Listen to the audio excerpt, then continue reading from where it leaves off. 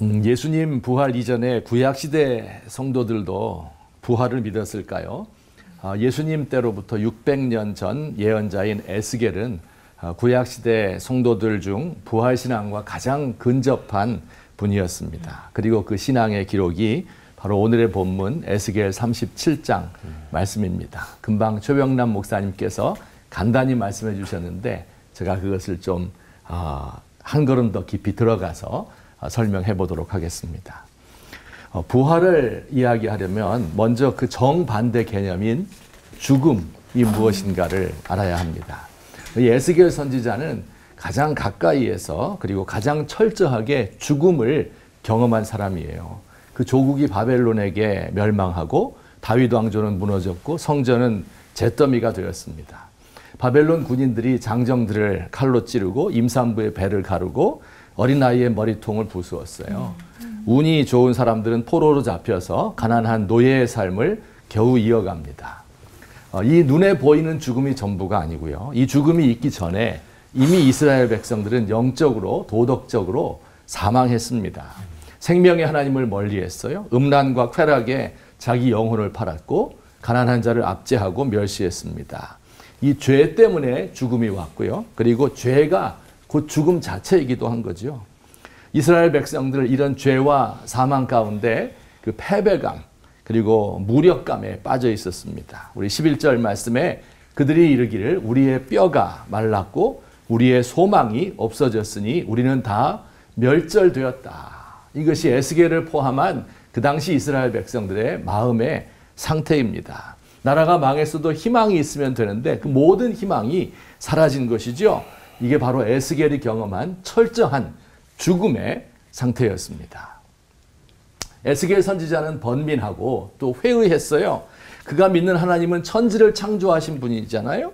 이스라엘 백성과 언약을 맺으신 신실한 분이시잖아요.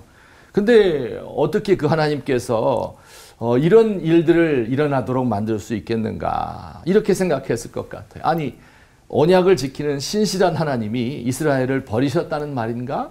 그럼 하나님도 거짓말을 하시는가? 하나님이 완전한 분이라면 이렇게 불완전한 상태로 역사를 끝낼 리가 없을 텐데 생명의 하나님인데 그 백성들이 다 죽는 게 끝이라면 말이 안 되잖아? 그러나 우리는 지금 다 죽었고 살아날 소망이 전혀 없어. 이 목숨을 건 회의와 번민입니다. 그 괴로워하는 에스겔 선지자에게 하나님께서 답 대신에 환상을 보여주셨대요. 넓고 황량한 골짜기가 펼쳐져 있는데 그게 전쟁터였었는지 죽은 사람의 뼈가 골짜기에 가득합니다. 완전히 뼈가 말랐는데 반쯤은 땅속에 묻혀있고 해골바가지가 뒹굴어 다니기도 합니다. 잠시 후 이 마른 뼈들에게 놀라운 일이 발생해요. 하나님께서 숨을 후 하고 부시니까 이 뼈들이 살아나기 시작하는 겁니다. 갑자기 뼈들이 여기저기서 일어나 움직이기 시작하더니 덜그럭거리며 맞아 들어가지요. 힘줄이 생기고 살이 오르고 가죽이 덮였습니다. 다시 하나님께서 코에 숨을 불어넣으시니까 이들이 살아 일어나서 큰 군대가 되었다. 이 환상을 보았어요. 이 환상 본 에스겔은 어떤 생각을 가졌을까요?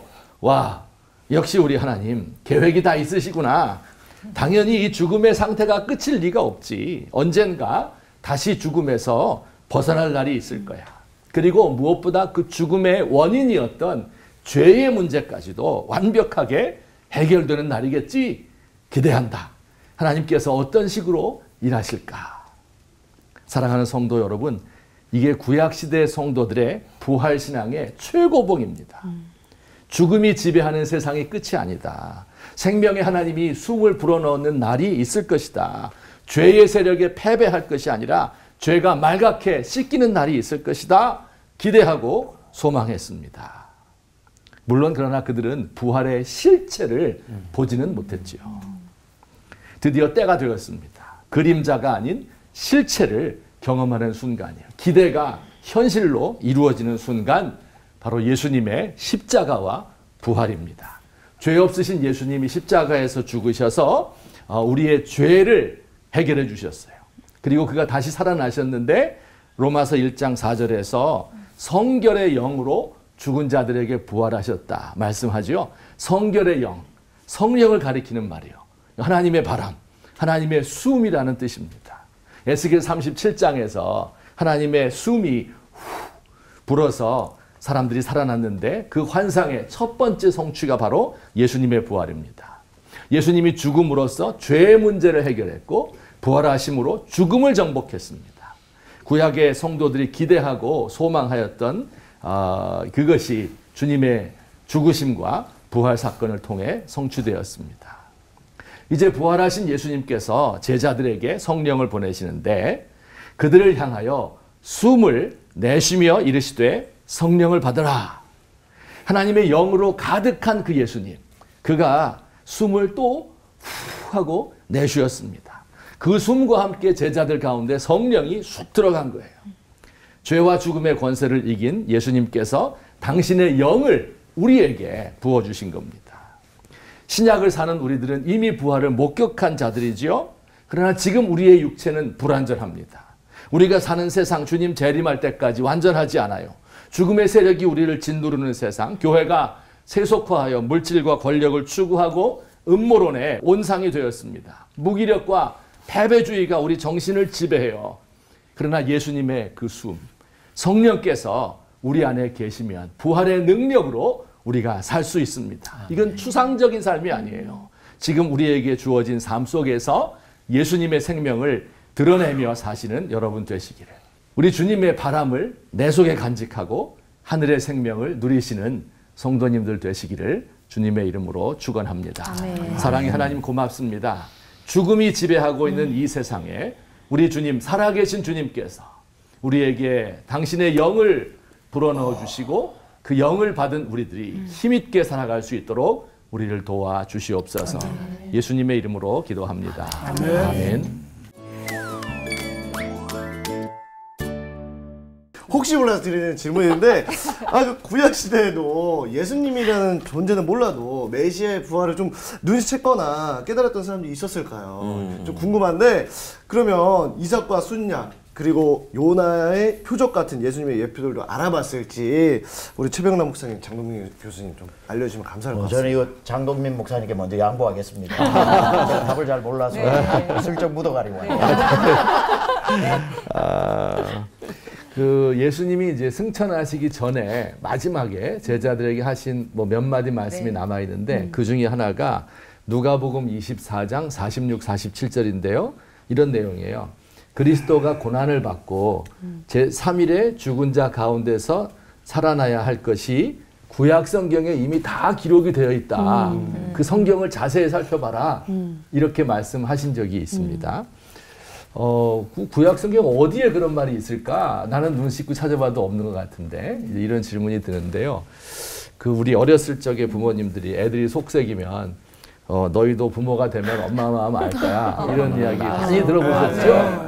근데 몰라요. 엄마 무슨 얘기 하는 거야. 근데 진짜로 자기가 아기를 낳아서 기르다 보면 엄마가 이때 이런 뜻으로 이야기를 하셨구나 라고 이해하게 되죠. 그러니까 이제 이 구약 시대를 살았던 사람들이 이 부활에 대해서 제대로 알지 못했지만 그러나 나중에 이루어지고 나서 구약 성경을 다시 보면 이게 이 뜻이었구나 하는 건데 요약해서 말씀드리면 구약 성경에 메시아가 올 거다 하는 메시아에 관한 예언이 많이 있습니다. 그런데 그 메시아는 크게 둘로 나뉘어져요. 하나는 영광스러운 메시아. 그가 오면 권능을 가지고 세상을 정복하고 나라를 영원히 다스리는 분이다 하는 메시아 관이 있고요. 또 하나는 메시아가 오면 고난을 받고 죽음을 당할 것이다 하는 이야기가 나와 있어요. 이게 처음부터 쭉 두 가지가 같이 병행됩니다. 사람들은 어떻게 생각했을까요? 이 둘을 어떻게 좋아할 수 있을까 하는 게 신앙이 좋은 사람은 늘 그걸 고민했을 거고요. 신앙이 좀 덜한 사람은 앞에 거를 믿고 싶겠죠. 메시아가 오면 이 나쁜 놈을 다 쓸어버리고 왕으로 세워지고 이스라엘이 우뚝 서게 된다. 이걸 믿고 싶었잖아요. 대다수의 사람은 그것만 믿었어요. 근데 진지한 사람들은 이 둘을 다 생각하면 이거 어떻게 일이 가능한 것인가 늘 의문을 품었는데 이게 드디어 이루어진 게 십자가와 부활이에요. 십자가를 통해서 고난받는 메시아 이것이 성취가 되었고 그 예수님이 부활하신 거예요. 그러니까 이 구약에 있었던 두 개의 큰 줄기가 예수님에게서 하나로 딱 합쳐지게 되는 거.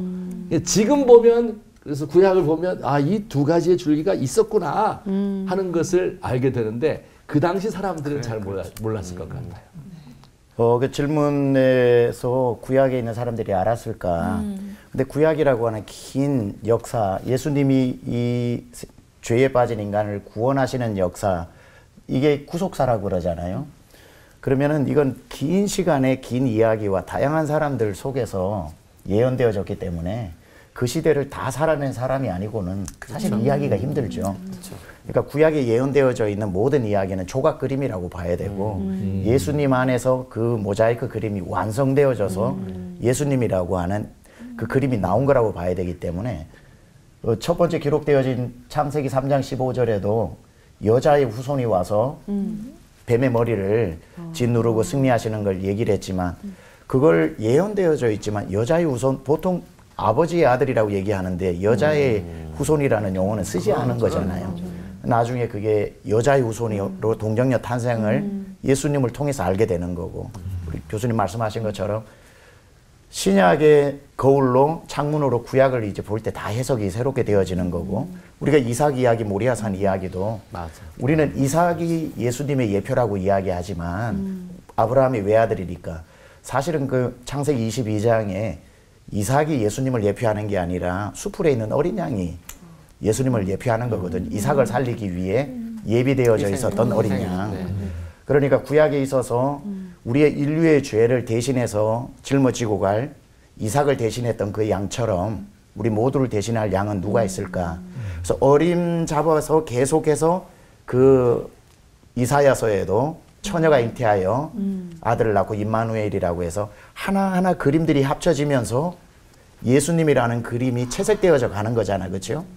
그렇게 되어지고 마침내 세례 요한, 저희는 침례 요한이 말할 때에 예수님 등장했을 때 보라, 우리가 구약에서부터 기다려왔던 하나님의 어린 양이 저기에 계시다.